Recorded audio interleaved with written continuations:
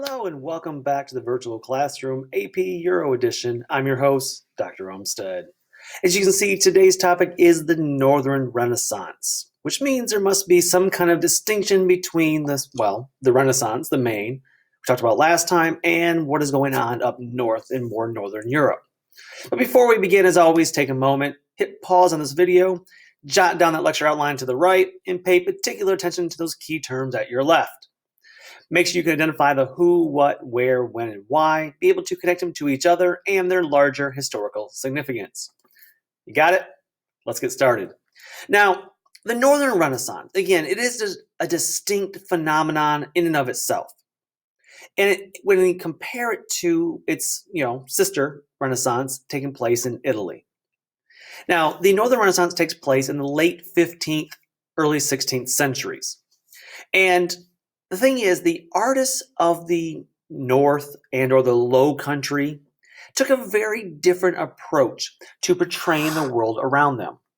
And part of this is just practical, right? Because there was a heavy prevalence of Gothic cathedrals that were already in the North. And rather than tearing these down and redoing them, instead they just worked with what they had. They tried to adjust or try to add to what already existed, but yet make it fit within the greater, theme or scheme. And so the prevalence of Gothic cathedrals called for far more wood painting, called far more altarpieces than the sculptures and naturalist paintings of the, Italian Renaissance. And again, space is limited, which meaning that these art had to be very exact. Like you're not getting the Sistine Chapel, which can be this huge canvas, because they're working within what they have. And therefore, Northern Renaissance artists and painters became experts at minute details. Now, again, there's some similarities, obviously. One of the big things you get at the bottom of the screen is early, Northern Renaissance, these Christian humanists. Again, notice the term there. Christian humanists. So they still believe in humanists. They're still about the potential of humanity. They agree with those things. But they emphasize early church writings. They're far more religious. They're far more in tune with their Christian roots. And again, their emphasis then their writings, they seek to provide answers on how to improve society and reform the church. Which, of course, is going to be a big thing then when we get to the Reformation, right? So this Renaissance is going to roll right into the Reformation because these early Christian humanists, these Renaissance writers and thinkers, they are looking for ways to reform and better the church rather than uproot it. And so they're going to, again, much less focus on those pagan works of ancient Greek and Rome, although they're still there, they're still read, like the people still read them, but they're not seen as quite as prevalent. And what we see then, they draw on these Greek and Hebrew versions, the texts of the Bible, and the earlier writings of church fathers. They emphasize education, the power of human intellect, to bring about institutional change and moral improvement. So we're taking all those things we've already done, right?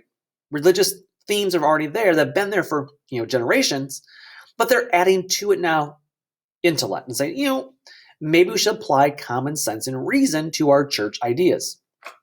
Novel idea.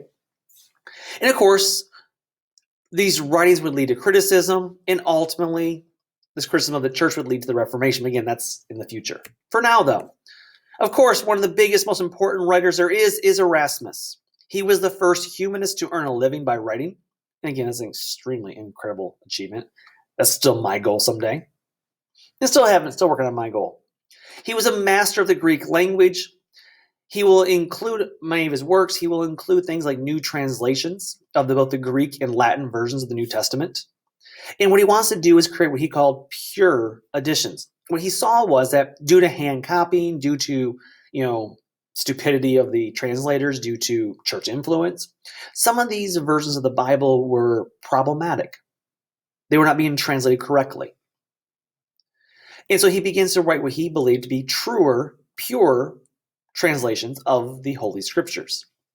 And then in 1509, he writes his best-selling book, In Praise of Folly. It becomes a bestseller. I mean, bestseller. Only the Bible sold more copies by 1550. Written in Latin, which should tell you it's not made for mass consumption. He's not writing it in the vernacular. So this is for high and lofty ideas. And as a devout Catholic, he seeks to reform the church, not destroy it. And again, you should mention this. This is the idea that comes that first kind of push now that Martin Luther's going to actually deliver in the Reformation.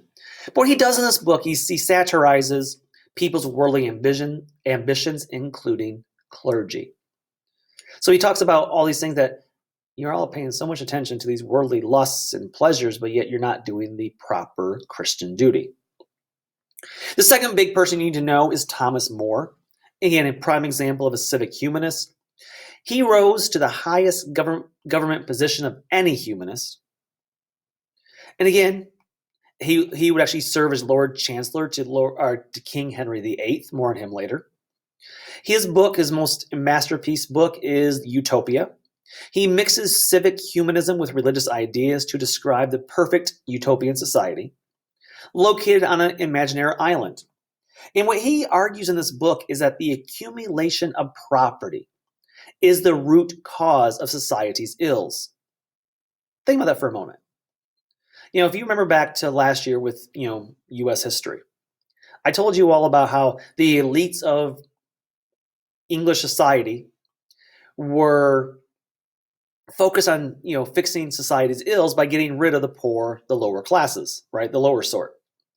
He says, no. It's not the lower sort that's causing society's ills.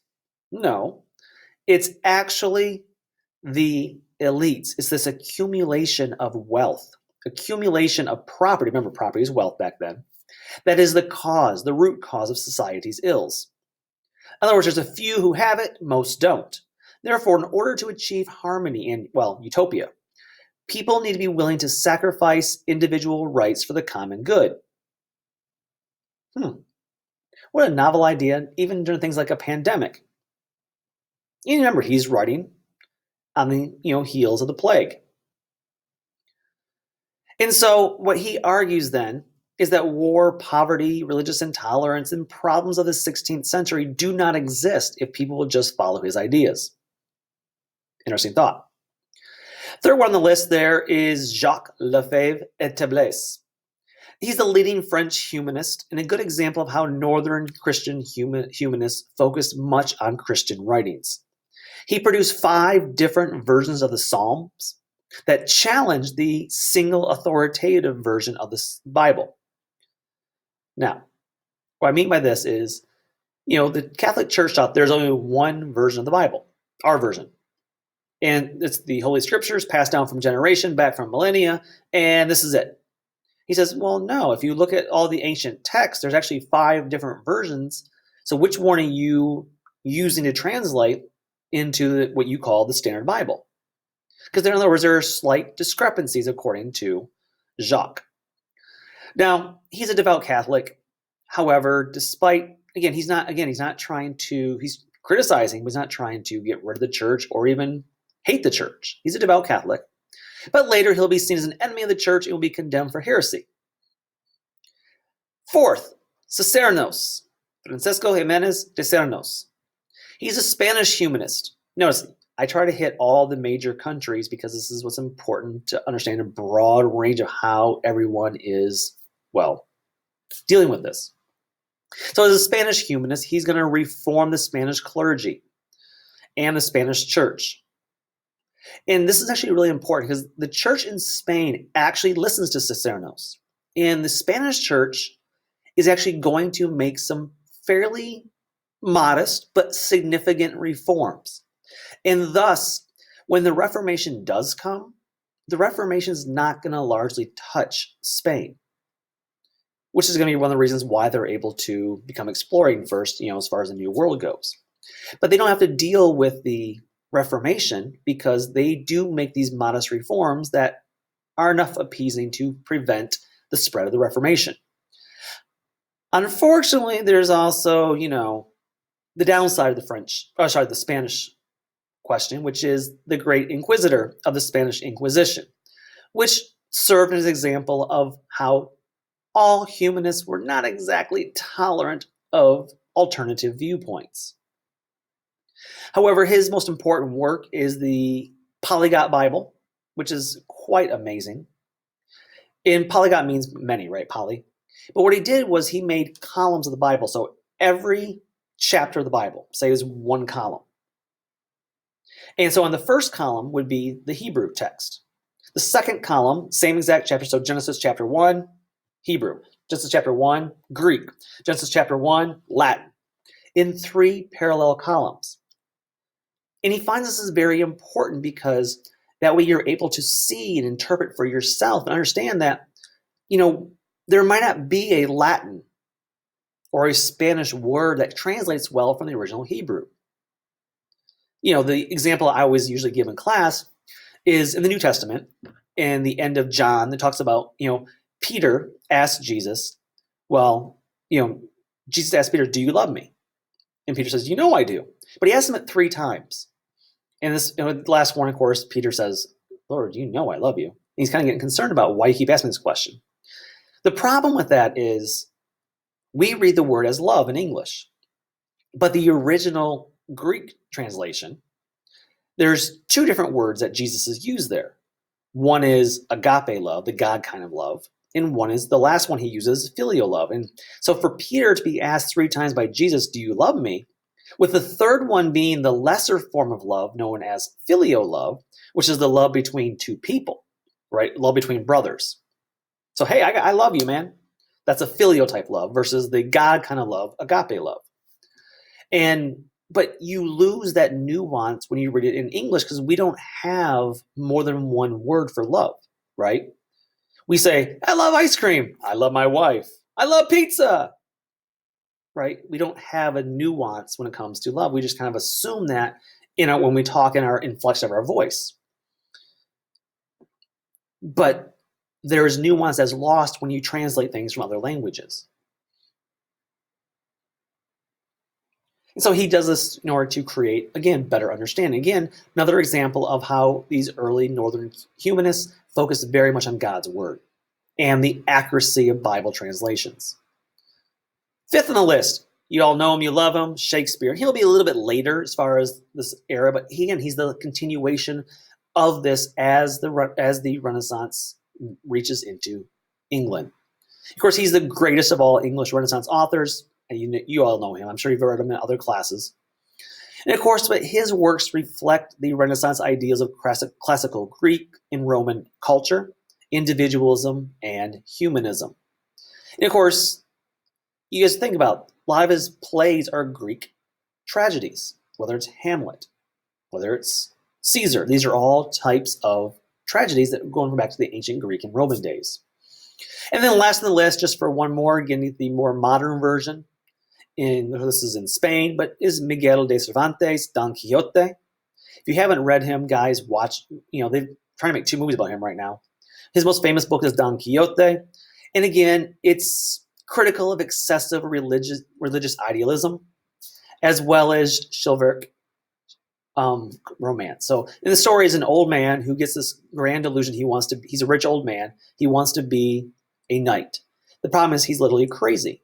And he sees things the way he wants to rather than the way they are. So for example, he goes out and he wants to find a horse. So he sees this beautiful stallion. That he sees a stallion, but everyone else sees this old donkey. Run down, beat up horse. He goes and finds a squire, Sancho Panza. And of course, he sees a squire and he's just an old fat guy who's a poor peasant.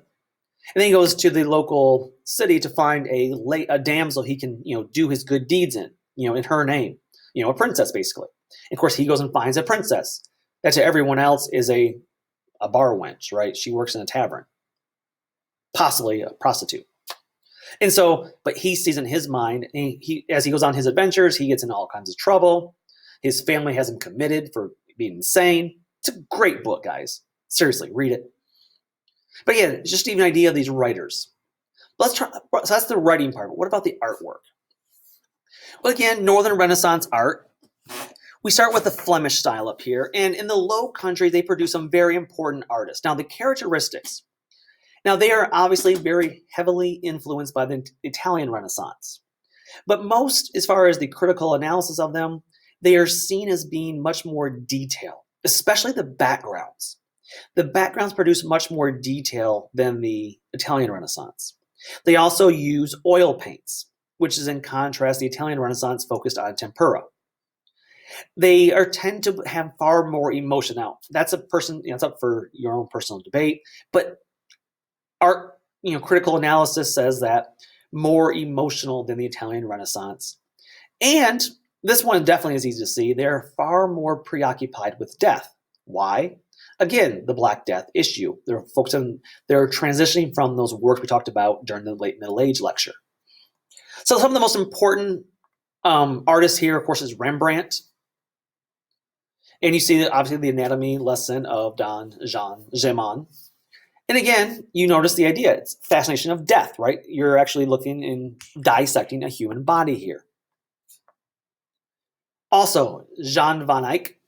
And again, the most famous one is one to the left, Arnolfini and his wife, 1434. And then his second other huge one is at the altarpiece. And remember, a lot of our altarpieces within churches, at the church at Ghent. Again, both of these are extremely famous works by Van Eyck.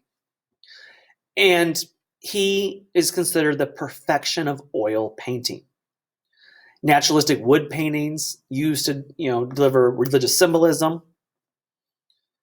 And while I would argue, personally, I love the Ghent altarpiece far more, his most famous work is most likely the Arnolfini and his wife.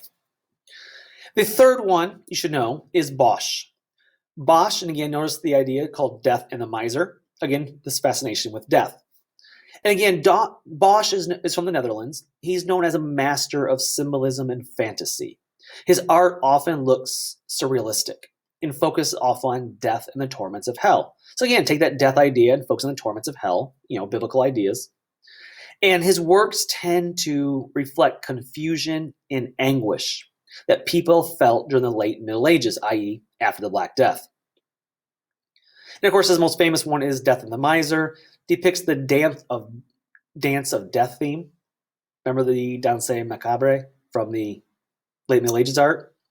Again, this is a transition or evolution from that type of art.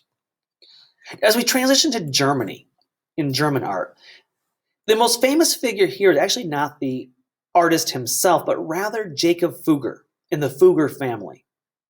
Because Jacob Fugger was a significant patron of the Northern Renaissance art. In other words, he's the one who's funding this. So much like you talk about the Medici family in Italy, Fugger family is the powerful art family when it comes to Germany. Now, the most famous artist here is Albrecht Dürer. And again, notice the idea of death. But he is a master of woodcut art. He's the first Northern artist to master the Italian Renaissance techniques of proportion, perspective, and modeling. And some of his most famous works is The Night, Death, and Devil. He also has a great Adam and Eve one and The Four Apostles. He also paints numerous self-portraits, including, and again, notice self-portraits often are, part of this Northern Italian art phase. The third person you need to know when it comes to this Northern in Germany is Hans Holbein the Younger. He is a premier portrait artist of his era. He will actually paint Erasmus, Thomas More.